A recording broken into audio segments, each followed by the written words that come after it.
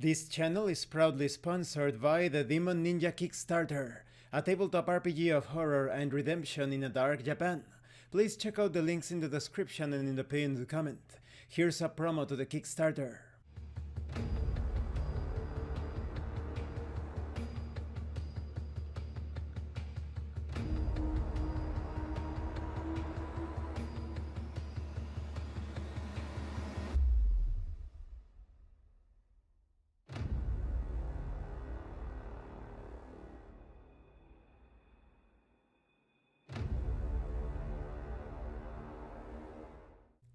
And the Red Room Publishing. Please check out the link to their store also in the description and in the comment for exclusive tabletop RPG products you will find nowhere else. Hi, welcome to this part of my review featuring Beacon, the core rulebook. If you haven't seen the other parts of my review featuring this Final Fantasy inspired tactical role-playing game, please check out the playlist in the description below. This time we are going to talk about abilities and resources. Beacons use a wide variety of abilities to achieve victory in combat scenes. Abilities include traits, equipment, talents, and techniques. In general, anything that can be used in a combat scene is considered an ability. Each character can only benefit from one instance of any given ability or effect at a time. Put another way, subsequent instances of abilities and effects don't stack on top of themselves. When it comes to traits, they are abilities that reinforce a beacon's identity and playstyle. Traits come from a beacon's ancestry and equipped job. Traits can provide either passive benefits or effects that need to be activated. Some traits provide additional abilities, like the Rift Blade job's special Rift Cutter weapon. Beacon's equipped traits are always available and cannot be destroyed.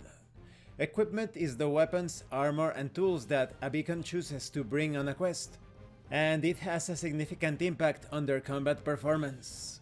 Equipment is broken down into two categories: weapons and support items. Equipment is usually selected when preparing for a quest. Each job provides a different number of weapon slots and support slots. Like equipment slots, weapons and support items come in three sizes, from smallest to largest: light, main, and heavy. Certainly, you can only equip a weapon or support item into a slot if the equipment is the same size as the slot, or smaller. Some equipment can be equipped for free. Free equipment doesn't take up a slot when equipped. However, only one copy of each piece of equipment can be equipped for free at a time. Weapons are the primary way that beacons attack their foes. Weapons can be either melee weapons or ranged weapons. Melee weapons make melee attacks, of course, and ranged weapons make ranged attacks appropriately. When it comes to weapon type, in addition to a size, each weapon has one of the following types: artifact, blade, bow, club, long arm, magitech. When it comes to linked weapons, weapon slots that have a linked symbol between two weapon sizes can hold two linked weapons of the indicated sizes. These two weapons form a linked pair. When you attack with a linked weapon, you can also attack with the weapon it's linked to as part of the same action. These weapons could be seen in the fiction as dual-wielded weapons, or perhaps strange weapons that connect at a certain section. Support items are the armor, shields, potions, and tools that beacons can equip for quests. Support items often provide defensive bonuses or utility abilities. When it comes to techniques, beacons learn a wide variety of battle techniques that affect the way they approach combat. Techniques are broken down into two categories: spells and skills. Techniques cost a certain amount of memory to equip. A beacon's available memory is determined by their equipped job and increased by their mind. You can only equip a technique if there is sufficient memory available. Techniques are usually equipped when preparing for a quest. Like equipment, some techniques can be equipped for free. Spells are magical abilities. Not every spell requires the caster to spend mana points, but they do require the caster to be able to manipulate Aether. Because of this, the silenced condition prevents casters from casting spells. Unlike spells, skills are abilities that don't require the user to manipulate Aether. They are usually non-magical in nature, but some do cost MP or mana points to activate, like the Shapeshifter's Scout form. When it comes to resources, beacons tend to acquire various resources during their adventures. Some resources are used for combat play only, like temporary HP and focus, while others are only used in narrative play, like gold and residuum. There are also supplies that can provide benefits in both narrative and combat play. When it comes to combat resources, temporary HP or temp HP is a separate pool of hit points outside of a character's normal hit points. Whenever a character's HP is reduced by damage, points are taken from their temp HP first. When it comes to focus, this is a temporary resource gained during combat scenes. It can be spent for certain effects, like the interpose reaction. It starts at 0 and has no maximum. All focus is lost at the end of each scene. When it comes to narrative resources, you have gold, of course.